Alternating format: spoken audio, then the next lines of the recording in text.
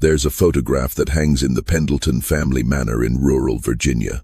It shows a bride in white lace, her face pale as porcelain, standing beside a groom whose features seem to blur when you look directly at them. The date on the back reads 1893. Her name was Clara Pendleton. She was 14 years old.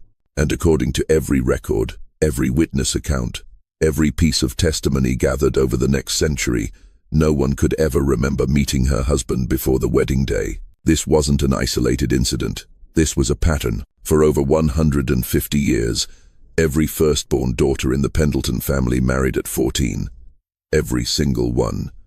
And every single groom was a stranger, a man who appeared, performed the ceremony, consummated the marriage, and then existed in the house, in the town, in photographs. But when you ask anyone, neighbors, friends, even the girl's own siblings to describe him, their eyes would go distant, their words would falter. They'd say things like, "Oh yes, of course I know him," but they could never tell you his name, they could never tell you where he came from, they could never tell you what he looked like. The Pendleton daughters never spoke of their marriages, not to their mothers, not to their sisters, not in diaries, not in letters, not even on their deathbeds. And by the time each girl turned 15, she would be pregnant. By 16, she'd given birth to another daughter, and the cycle would continue. This is not folklore. This is documented history, buried in courthouse records, census data, and family Bibles that no one wanted to open. Hello, everyone. Before we start, make sure to like and subscribe to the channel and leave a comment with where you're from and what time you're watching. That way, YouTube will keep showing you stories just like this one. My name is not important. What matters is what I found. I spent 3 years tracking this family across Virginia, Maryland, and Kentucky. I spoke to descendants who refused to give their full names. I read letters that were never meant to be preserved. And I discovered something that American history tried very hard to forget. Sometimes, the most terrifying curses are the ones we call tradition. This is the story of the Pendleton daughters and the men who married them. The Pendleton family arrived in Virginia in 1768. They were wealthy, educated, and respected merchants who'd made their fortune in tobacco and textiles. The patriarch, Nathaniel Pendleton, built a sprawling estate just outside what would become Charlottesville. He had 3 sons and 1 daughter. Her name was Margaret. She was his eldest child. In 1782, when Margaret turned 14, the family announced her engagement. The wedding was held on the autumn equinox, September 22nd. Over 200 guests attended. They ate roasted duck and drank imported wine. They danced until midnight, and every single person who was there remembered the bride. They remembered her dress, her flowers, the way she stood so still during the vows that someone thought she might faint. But when historians interviewed descendants of those guests in the 1970s, not one could describe the groom. His name appeared in the family Bible as Thomas. No surname, no birthplace, no parents listed. Margaret's younger sister, Elizabeth, wrote in a letter to a cousin that she found Thomas perfectly pleasant, but when pressed for details, she wrote only, "He has a kind face, I think. Or perhaps I only imagine it must be kind, as Margaret seems content." The letter, now housed in the Virginia Historical Society, ends abruptly, the ink smudged as though Elizabeth had set it down and never returned to finish it. Margaret gave birth to a daughter 10 months later. They named her Abigail.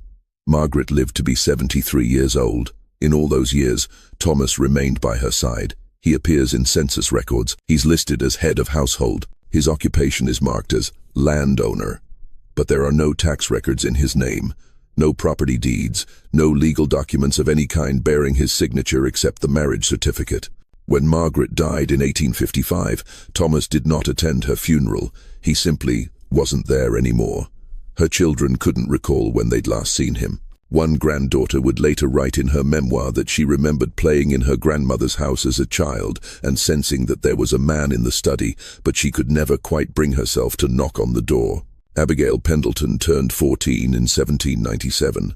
On September 22nd of that year, she married a man named Jonathan. Again, no surname. Again, a wedding with hundreds of witnesses. Again, a groom no one could describe. Abigail's own mother, Margaret, attended the ceremony. She stood beside her daughter and watched her marry a stranger. And when asked about it years later by a visiting minister who was compiling family histories, Margaret said only, "It is our way. It has always been our way." But it hadn't always been their way. Because before 1782, there was no pattern. Nathaniel Pendleton's own wife had married at 20, his mother at 19. This started with Margaret. With that first wedding, with that first groom, something changed in the Pendleton family in 1782. And whatever it was, it didn't end with Margaret.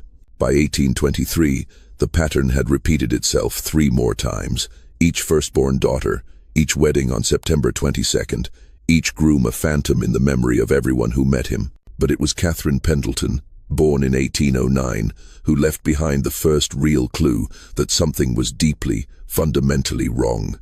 Catherine kept a diary. Most of it is mundane descriptions of needlework, complaints about the heat, observations about her younger brothers. But the entries stop abruptly on September 20th, 1823. 2 days before her 14th birthday, 2 days before her wedding. The next entry is dated 4 months later, January of 1824, and it contains only one line, written in handwriting so shaky it barely looks like hers. "I understand now why Mother never speaks of it." That's all. The rest of the diary is blank. 300 pages of empty paper. Catherine would live another 56 years. She never wrote another word. Her daughter, Eleanor, would later tell a family friend that her mother had a habit of staring at doorways, not through them, at them, as though she expected something to step across the threshold that she desperately didn't want to see. Eleanor said her mother would sometimes wake in the night and walk through every room of the house, checking that all the doors were locked from the inside, even the door to her own bedroom, especially the door to her own bedroom. Catherine's husband, recorded in the family Bible as William, appears in a single daguerreotype taken in 1850. He's standing behind Catherine and their 3 children, or rather, there's a shape standing behind them. The image is badly degraded, but you can make out a dark suit, a hand resting on Catherine's shoulder. Where his face should be, there's only a white blur. Photographic experts have examined the image. They say it's not damage. It's not a development error. The blur was there when the photo was taken, as though the camera couldn't quite capture him. Eleanor Pendleton married in 1837, September 22nd, age 14. Her groom's name, according to the certificate, was Michael. Her younger sister, Grace, was a bridesmaid. Grace kept meticulous records of everything: household expenses, weather patterns, her children's heights at every birthday. She recorded Eleanor's wedding in her ledger with a single note: "Eleanor wed today. I wish I could feel happy for her."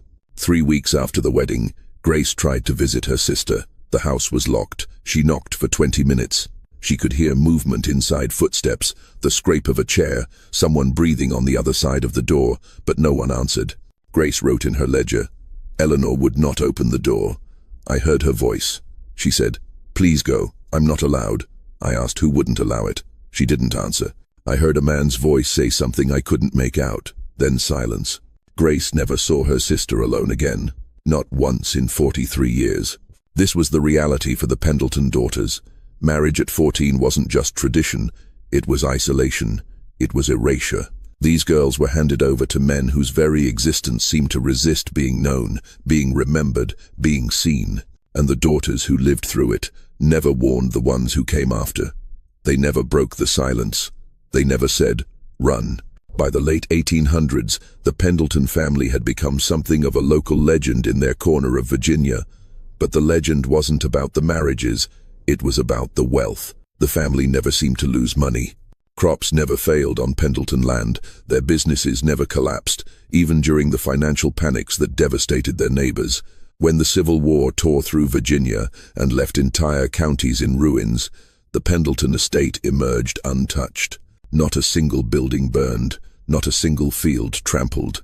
Both Union and Confederate soldiers passed through the area, and somehow neither side ever requisitioned the property. A Confederate officer's diary from 1863 mentions riding past the Pendleton manor at dusk. He wrote, "Saw the great house on the hill, meant to stop for water and shelter, but the men refused to approach.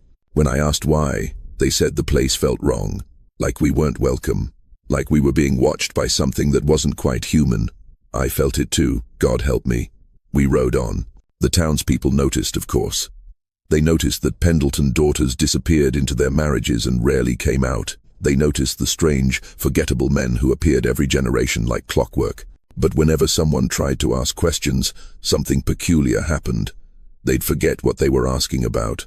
Not immediately, but within a day or two, the curiosity would just fade. In 1903, a journalist from Richmond arrived in town to write a feature story about old Virginia families. She'd heard rumors about the Pendletons and wanted to investigate. Her name was Adelaide Morris. She checked into the local inn and spent 3 days interviewing townspeople. Her notes, discovered decades later in a trunk in her sister's attic, show that she was building a case. She'd found census records showing the pattern. She'd identified at least 7 generations of 14-year-old brides. She'd interviewed a woman who claimed her grandmother had been a Pendleton servant and had seen things in that house that no Christian should witness. On her 4th day in town, Adelaide went to the Pendleton estate to request an interview. She never came back to the inn. Her belongings were still in her room. Her notes were hidden under the mattress, as though she'd been afraid someone might find them. A week later, Adelaide Morris returned to Richmond. Her editor asked about the story. According to his correspondence, Adelaide looked at him blankly and said, "What story? I just took a week's holiday in the country. Nothing worth writing about." She had no memory of her investigation, no memory of her notes. When her sister tried to show her the trunk years later, Adelaide refused to look inside. She said it gave her a headache just thinking about it. The town maintained its silence. Neighbors brought pies to the Pendleton house when a new daughter was born.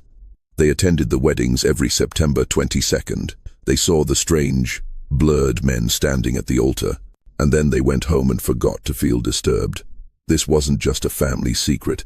It was a collective amnesia that seemed to spread like fog over anyone who got too close to the truth. But some things can't stay buried forever, because in 1947, something went wrong. Her name was Virginia Pendleton.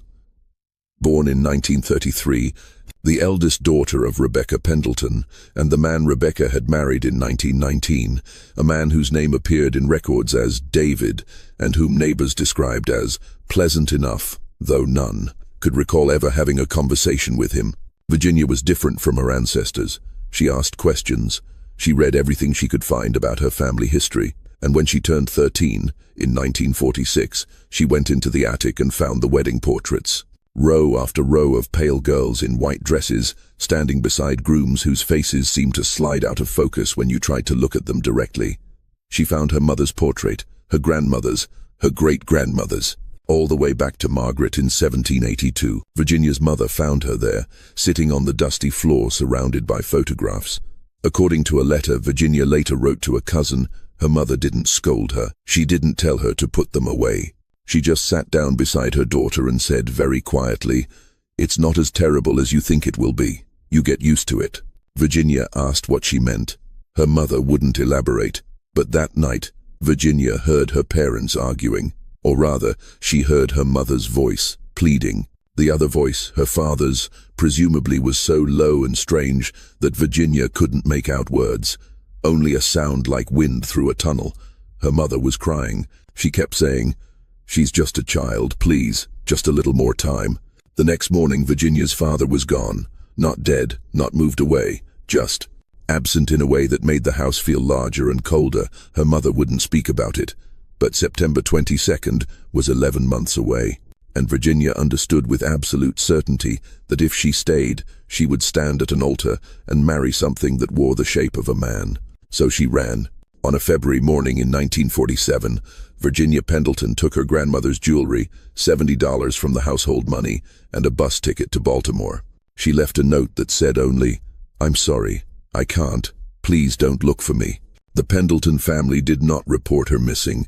They did not hire investigators. They did not call the police. They simply waited. If you're still watching, you're already braver than most. Tell us in the comments, what would you have done if this was your bloodline? Virginia made it as far as Baltimore. She found work in a department store. She rented a room in a boarding house under a false name. She told people her parents were dead. For 7 months, she believed she was free. She wrote letters to her cousin Sarah, letters she never mailed but kept hidden under her bed. In them, she described nightmares. dreams where she was back in the Pendleton house, standing in a room with no doors, and something was breathing behind her. She wrote, "I keep seeing him in crowds, the man I was supposed to marry, except it's never the same face. It's every face. I think he's looking for me." On September 22nd, 1947, Virginia Pendleton was found unconscious in her boarding house room. The door had been locked from the inside. The window was sealed. There was no sign of forced entry. But when her landlady broke down the door, Virginia was lying on the floor in a white dress no one had ever seen before, a wedding dress, and on her finger was a ring. She was taken to a hospital. When she woke 3 days later, she had no memory of how she'd gotten there, no memory of the dress, but she knew, with the certainty of someone who'd lost a battle they'd been fighting alone, that she had to go home. Virginia Pendleton returned to the family estate in October of 1947. She never tried to leave again. Virginia gave birth to a daughter in June of 1948. They named her Alice. And for the first time in Pendleton family history, someone broke the silence. In 1961, when Alice was 12 years old, Virginia sat her daughter down and told her everything. She told her about the pattern, about the marriages, about the grooms no one could remember. She told her about running away and waking up in a wedding dress with no memory of how it got there. And she told her daughter something that no Pendleton woman had ever said out loud before. "You don't have to do this. We can fight it. Together." Virginia hired a lawyer. She tried to file papers that would legally emancipate Alice before her 14th birthday. The lawyer took the case, drew up the documents, and then inexplicably never filed them. When Virginia called his office, he claimed he had no record of ever meeting her. His secretary found the documents in his filing cabinet 3 weeks later. They'd been shredded. Virginia tried again. She contacted a priest, begging him to help break what she called a contract made by our ancestors. The priest agreed to meet with the family. He arrived at the Pendleton estate on a Saturday afternoon in August of 1962. He entered the house. Neighbors saw him walk through the front door. He was never seen leaving. The church reported him missing. Police searched the property with the family's permission and found nothing. No body, no signs of violence, just an empty house with too many rooms and a family who insisted he'd left after an hour and they had no idea where he'd gone. The police didn't pursue it.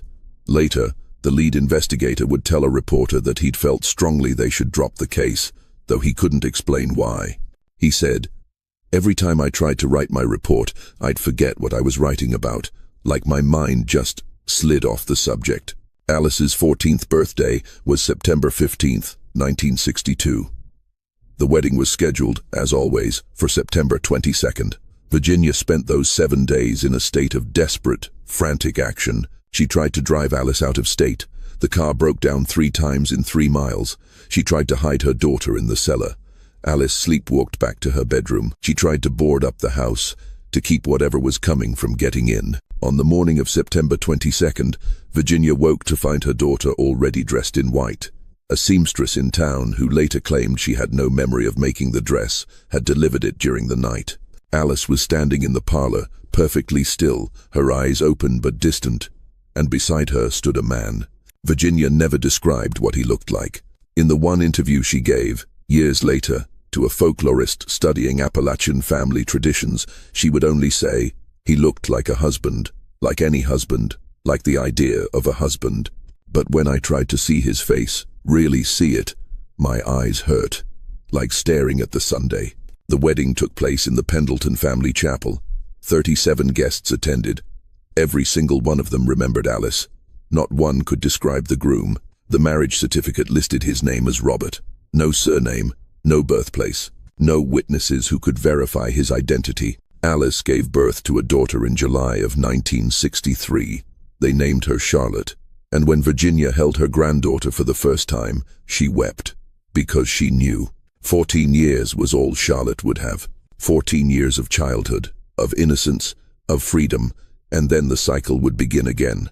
Virginia Pendleton died in 1991. In her final weeks, delirious with fever, she kept repeating the same phrase, "We made a deal, someone made a deal, and we keep paying for it." Charlotte Pendleton married in 1977.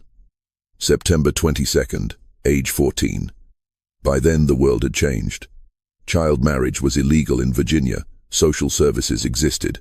Mandatory education laws were enforced. And yet somehow, the wedding happened anyway. The certificate was filed. The officials who should have intervened simply didn't. A county clerk later said she remembered processing the paperwork and thinking it seemed fine. When shown the birth certificate proving Charlotte was 14, she stared at it in confusion and said, "That can't be right. I would never have approved that." But she had. Just like every clerk, every judge, every witness for nearly 200 years had approved it. Because the Pendleton marriages existed in a blind spot, a place where scrutiny slid away like water off glass. I found Charlotte in 2021. She's 63 years old now.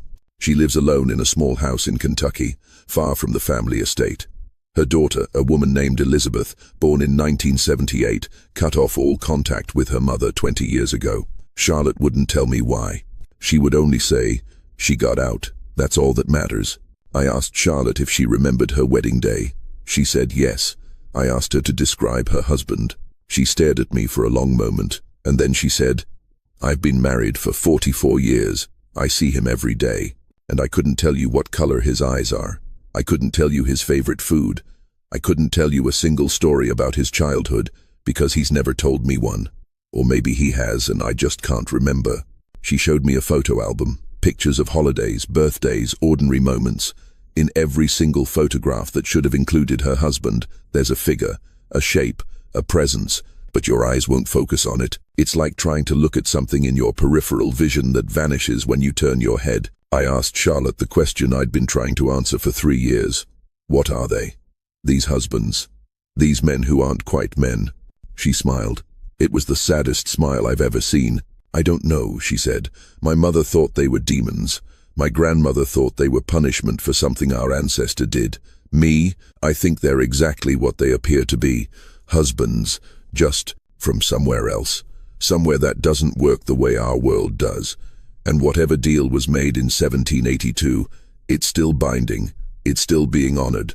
1 daughter per generation, married at 14, until there are no more daughters left." I asked her if she thought Elizabeth's daughter, Charlotte's granddaughter, would be safe. Charlotte's smile faded. "Elizabeth doesn't have a daughter," she said. "She has 3 sons. The line is broken. The Pendleton estate was sold in 1995. It's been through 4 owners since then. None of them have stayed longer than 2 years. They all report the same things: doors that lock themselves, footsteps in empty rooms, the feeling of being watched by something that stands just outside the corner of your vision. The current owner is trying to have it condemned. The last Pendleton daughter was never born. But here's what keeps me awake at night. I've found records of other families. Not many, but enough. The Whitfields in South Carolina, the Ashfords in Tennessee, the Coldwells in Maryland. Different names, different estate, but the same pattern. Daughters married at 14. Grooms no one remembers. Families that prosper while their daughters disappear into marriages that look normal from the outside, but feel wrong in ways no one can articulate. I don't know how many families are caught in contracts like this. I don't know what these husbands are, or where they come from, or what they want. I don't know if the deal can be broken, or if it simply runs its course when there are no more daughters left to fulfill it. What I do know is this: there are things woven into the fabric of American history that we were never meant to see. Agreements made in desperation or greed or fear, passed down through generations who didn't understand what they were inheriting. And sometimes the price of prosperity isn't paid all at once. Sometimes it's paid in daughters. 1 every generation. Married at 14 to something that wears the shape of a man and exists in the gaps of human memory. The Pendleton line has ended, but I wonder how many others are still paying. If this story disturbed you the way it disturbed me, leave a comment. Tell me if you've heard whispers of families like this in your own town. Tell me if you've seen the wedding portraits where the groom's face won't quite come into focus. Because I don't think the Pendletons were unique. I think they were just the ones who got caught.